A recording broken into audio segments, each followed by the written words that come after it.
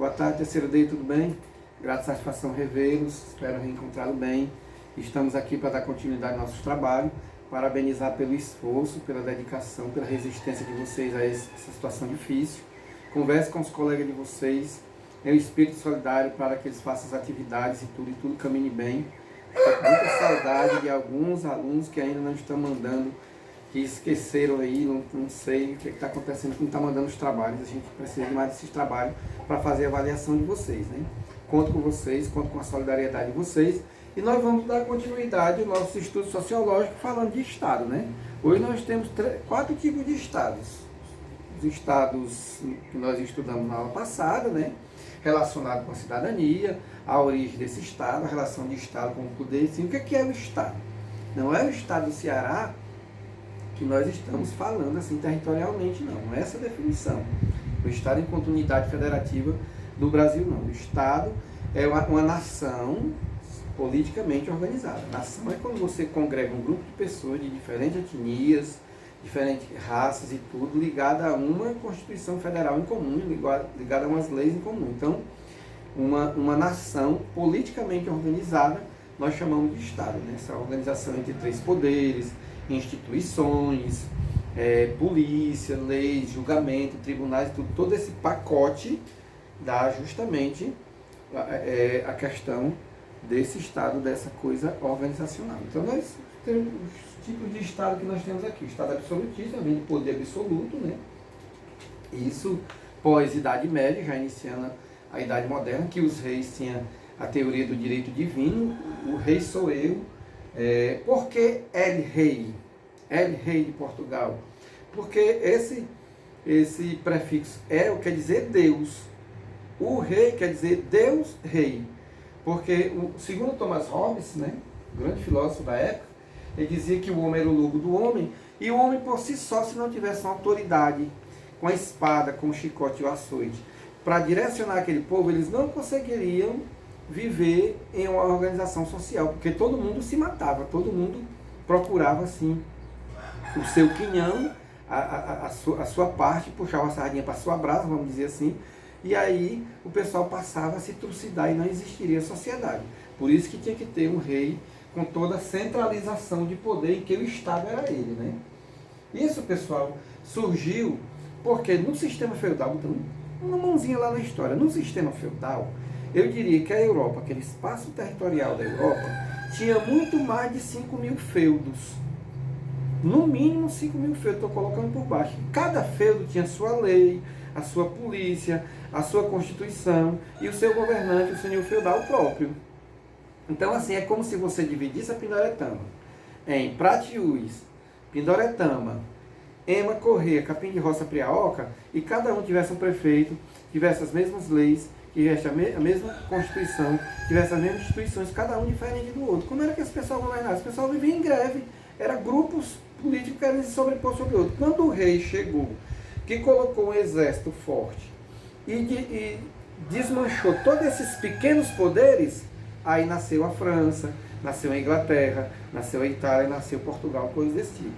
Foi aí que eles passaram a se fortalecer, arranjando moedas próprias, leis próprias, exército próprio, e fizeram a política do mercantilismo e a política do colonialismo, que era justamente esse fortalecimento político, fez com que eles organizassem sua marinha, organizassem assim o seu projeto de colonialismo, o seu projeto de buscar as riquezas nas colônias, e isso aí funcionou, que são páginas da nossa história, tá ok?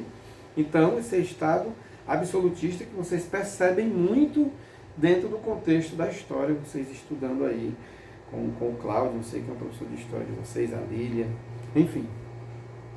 O rei tinha o direito divino, era a teoria do direito divino, ele era uma pessoa designada por Deus para governar aqui os seres humanos na face da Terra. Isso também é apoiado pela ideologia católica, né? Por isso que as pessoas se apaixonam tanto por prefeito, por isso que tem a figura do babão, a figura daquele cara que vai na rede social defender corruptos, se apaixonar por um partido político, por uma bandeira política, porque parece que o pessoal tem a necessidade de ser cuidado por alguém superior aqui na face da Terra. Já no Estado liberal, o poder é do povo, né? O Adam Smith, né? Ele veio com um projeto puramente econômico, com seu laissez-faire, deixa fazer, né? E ele propõe o Estado liberal como poder do povo.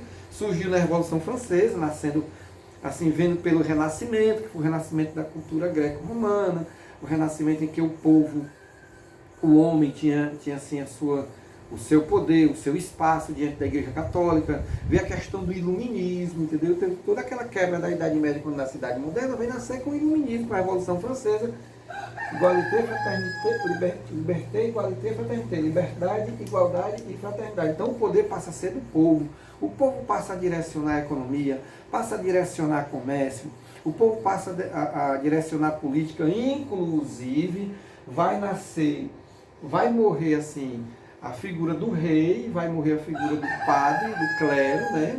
Se não morre, mas fica mais fraquejada, e nasce aqui a burguesia, porque a burguesia, ela vai fazer o quê? Ela vai fazer a separação do público com o privado, ela que vai ter o dinheiro, ela que vai se fortalecer na Revolução Industrial, no comércio, e é ela que vai conduzir a política, inclusive através dos três poderes, né? Que nós estamos num avanço de democracia, num crescente democracia, quando nós temos esses três poderes. Ou seja, três grandes instituições, o Executivo, o Legislativo e o Judiciário, vai fiscalizando um ou outro em comum acordo. Por exemplo, quando o nosso presidente fizer besteira, certamente o Poder Judiciário vai lá e dá uma correção. Quando o nosso Poder Legislativo fizer besteira, certamente o Executivo vai lá e dá a sua correção. Esses três poderes vivem separados, porém em harmonia, e isso é que dá a democracia. Que se tivesse só o judiciário, se quisesse mandar matar, incendiar alguém, mandava, ou o executivo poderia fazer isso, ou o legislativo. Então são três quedas de braço que existem, de acordo com Adam Smith, né? E de acordo com o Estado liberal, que seria o nosso segundo Estado, né? No Estado socialista é os bens controlados pela sociedade, né? Ou seja, não existia patrão, não existia governo, quem governava era o povo, a indústria era do povo, o comércio era do povo, a fazenda era do povo, através de uma reforma agrária, através da autogestão. O que é autogestão? Quem fazia a gestão da Coca-Cola eram os trabalhadores e dividiria tudo entre eles. Quem fazia a gestão da fábrica Santa Elisa seriam os trabalhadores e dividiriam o lucro entre eles. O Estado ficaria só na título de fiscalização, e também controlando os impostos e tudo para que dividisse tudo entre todos, né? Por isso que os bens eram controlados pela sociedade, através de uma economia planificada, ou seja, fazia plano de 5 em 5 anos, planos quinquenais. Por exemplo, um plano para a praia seria, aqui para a Praia do Batoque, vamos supor, fazer com que esses meninos falassem inglês para receber melhor o turista, fazer que esses meninos tivessem um curso de gastronomia para melhorar assim, a questão da comida, da gastronomia em si, né? Assim, um plano que fosse assim para o sertão, assim para o interior ali de Cascavel. Seria assim a criação, através da economia solidária, a criação dos bodes, a produção de leite, de queijo, criação de cará-tilápia nos açudes, etc, etc. Então, cada situação viveria conforme as suas potencialidades. Isso aí seria o sistema de planos da economia planificada, economia socialista do Estado socialista, né? Que o Karl Marx ele faz a proposta justamente de quê? De que tudo tinha que ser dividido entre tudo, como se fosse uma economia comunista, uma economia socialista, uma economia igualitária. Por isso que ele critica o grande capital. Se tu és menos, mas tu tem mais, né? Assim, quem tem mais é justamente a burguesia, o pessoal que é dono das fábricas, que é o dono das terras e tudo, e não é essa divisão.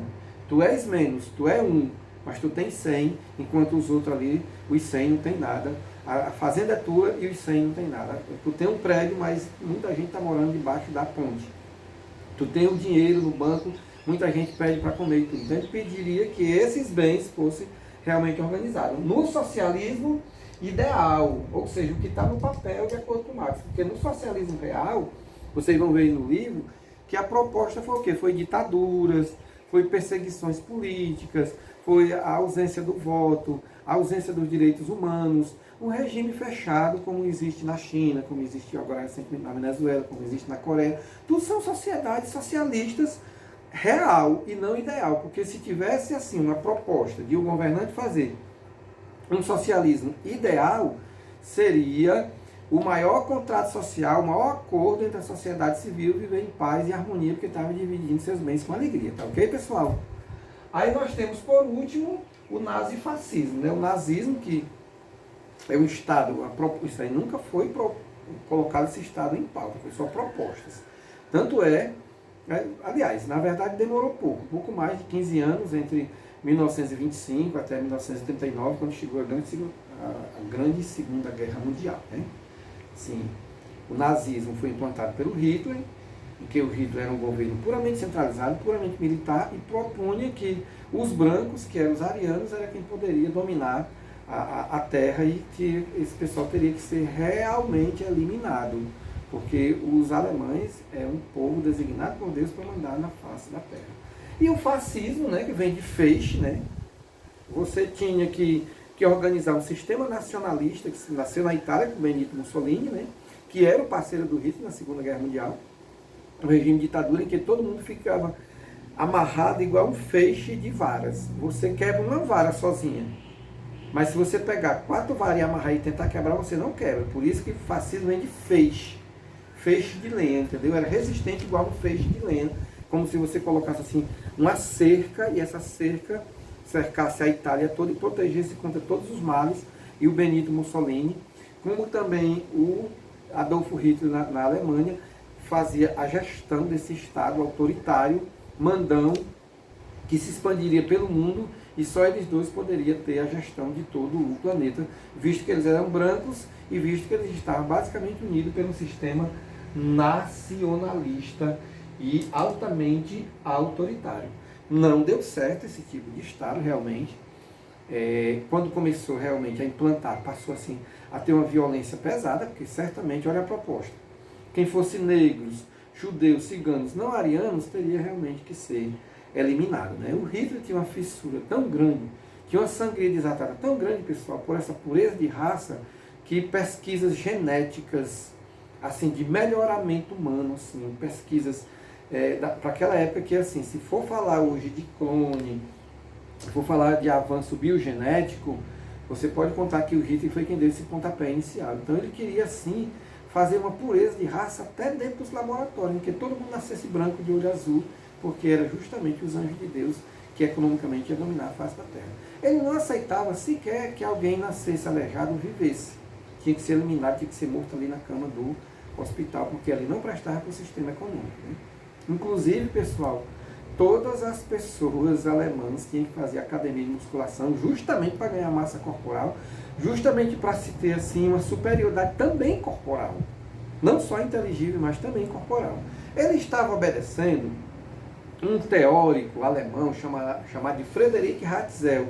Esse cara era até geógrafo, que ele dizia que quem já nascia num ambiente de clima europeu, num ambiente ameno, já nascia designado por Deus, designado pela natureza e pelas forças cósmicas, para dominar, porque ele era superior. E quem nascia na região tropical, no caso o Brasil, era uma sub-raça, era um pessoal que tinha uma inteligência pela metade, um pessoal que não tinha uma competência de fazer a gerência da sociedade, existir enquanto sociedade, visto que eles eram incompetentes, eles eram embrutecidos porque eles tinham nascido na tropicalidade. E isso incluía tanto os negros da África, isso aí está aí a origem também, as raízes assim terríveis desse racismo que nós bebemos hoje socialmente, né? Então a África, os índios das Américas, os mestiços, os cafusos, os ciganos, os judeus, todo esse povo tinha que ser eliminado.